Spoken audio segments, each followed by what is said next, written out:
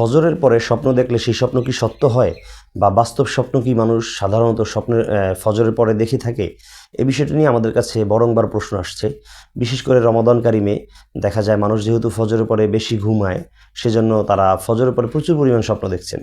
এবং আমি বলেছিলাম রমাদানের শুরুতেই যে আমরা ইনশাআল্লাহ ধারাবাহিকভাবে রোজা সংশ্লিষ্ট এবং রমাদানের ফাজাইল মাসাইল নিয়ে আলোচনা করব। সেজন্য স্বপ্নের ব্যাখ্যাগুলো দেওয়া হয়নি, কিন্তু যেহেতু বারংবার প্রশ্ন আসছে যে ফজরের পরে স্বপ্ন দেখলে সেটা বাস্তব হয় কিনা, তো দর্শক বিষয়টি নিয়ে বিস্তারিত আজকে কথা বলবো আমরা। স্বপ্নের যে নির্ভরযোগ্য কিতাব রয়েছে তাফসিরুল আহলাম, তাবিরুর রুইয়া, তাবির সদেক, ইসলাম আর ফালনামা, সুলেমানি খাবনামা সহ আরও বিভিন্ন প্রকার গ্রন্থ থেকে। তবে এর পূর্বে আপনাদের কাছে একটি নিবেদন থাকবে, আপনারা যদি আমাদের চ্যানেল কিংবা পেজে নতুন হয়ে থাকেন অবশ্যই চ্যানেলটি সাবস্ক্রাইব করে পেজটি ফলো দিয়ে রাখবেন। দর্শক, ফজরের পরে স্বপ্ন বাস্তব হয় কিনা, এই প্রশ্নটার উত্তর হলো সহজ উত্তর যে মানুষের স্বপ্ন তখনই বাস্তব হয় যখন সে স্বপ্নটা গভীর ঘুমে দেখে।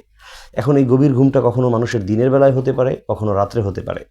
সাধারণত মানুষের গভীর ঘুম রাত্রিবেলায় হওয়ার কারণে তাফসিরের যে কিতাবগুলো রয়েছে স্বপ্নের ব্যাখ্যা গ্রন্থ, সেগুলোতে বলা হয়ে থাকে যে রাত্রিকালীন স্বপ্ন বাস্তব হয়, দিনের বেলা স্বপ্ন বাস্তব হয় না।